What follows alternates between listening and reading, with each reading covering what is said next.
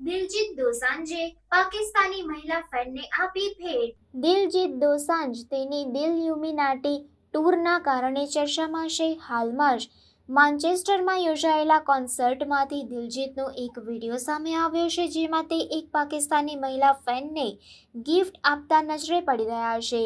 સરહદ પારથી પોતાના ફેન્સને મળતા દિલજીતે કહ્યું કે આપણા માટે ભારત પાકિસ્તાન એક જ છે। જો કે ઘણા લોકોને તેમનું નિવેદન પસંદ આવી રહ્યું નથી। વિડીયોમાં દિલજીત દોસાંજે સ્ટેજ પર તેની મહિલા ફેન્સને ગિફ્ટ આપીને પૂછ્યું, તમે ક્યાંથી છો?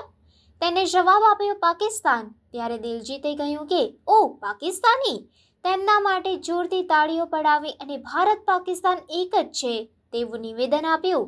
પંજાબીઓના દિલમાં દરેક માટે પ્રેમ છે। આ સીમાઓ અને સરહદો આપણા રાજકારણીઓએ બનાવી છે, પણ પંજાબી ભાષી લોકો અહીં હોય કે ત્યાં હોય, બધા એક જ છે।